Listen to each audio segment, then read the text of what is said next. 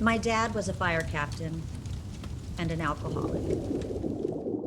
And back in the day, stigma of mental health was so negative that first responders, they just couldn't get the help they needed because the stigma was so strong. And if they did, they would instantly lose their job. One of my longtime childhood friends, in fact, he struggled with addiction and he just could not find a safe place to heal. He struggled and eventually he drank himself to death. That's when I started to actually have the idea, hey, if there was a rehab out there that was specifically for first responders, he may still be alive. We believe we can solve problems affecting quality of life within our community by listening to and learning from one another, bridging our differences and strengthening the fabric of our community through thoughtful dialogue, collaboration, and compassion. While we started out originally looking at the topic of housing insecurity and affordability, our work has morphed into something much bigger and larger today. My name is Patty Robinson. I am the Faculty Director of Civic and Community Engagement at College of the Canyons. My name is Jessica Edmond, and I'm a faculty member at College of the Canyons. I'm also the faculty co-lead, along with Jessica Edmond, working together on the PLACE project. And PLACE is an acronym that stands for Partnerships for Listening and Action by Communities and Educators. And we want to get our young people involved. We want their voices to be heard, and we want them to be part of the active solution. PLACE is far more than a school project. It is a bridge between generations and solution finders among students, educators, and community partners within the Santa Clarita Valley.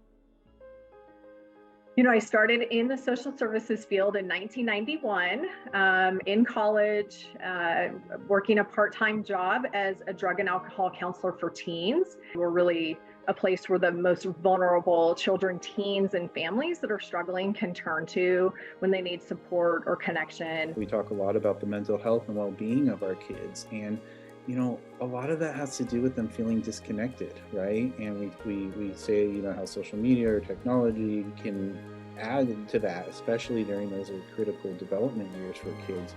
Well, the Boys and Girls Club is a place that they can feel connected.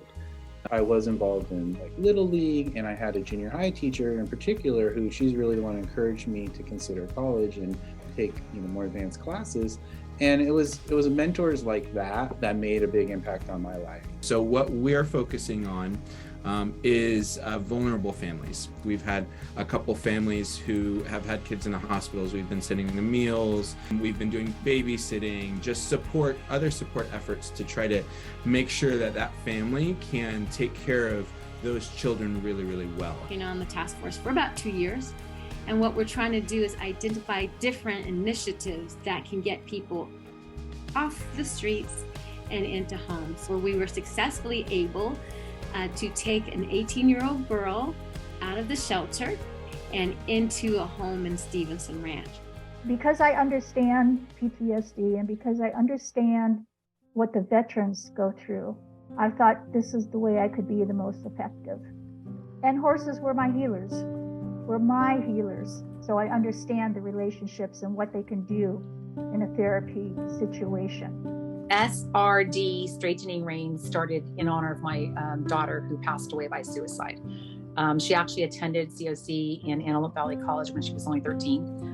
And when she passed, her love for horses was something that I thought would be a great tool to provide for other opportunities to learn mental health issues. Unfortunately, there's stigma around that title, around foster youth. That's why a lot of them hide that part of them, because they really are full of so much potential. They're amazing kids. They're kind. They're people you want to hang out with. I really believe that God created everybody equally valuable, that no one person has more value. I don't care how much money you have or power or intelligence. We wanted our volunteers to be people who come alongside them, a friend, somebody that you can trust, somebody that you can count on, someone who's not going to judge you, someone who's not going to place demands on you, but just be that support and encouragement that is lacking. And I know my friends and I, when we first started talking, we didn't know if this was going to take off, if it was going to be successful, would any kids even want to be part of our program, youth I should say, young people.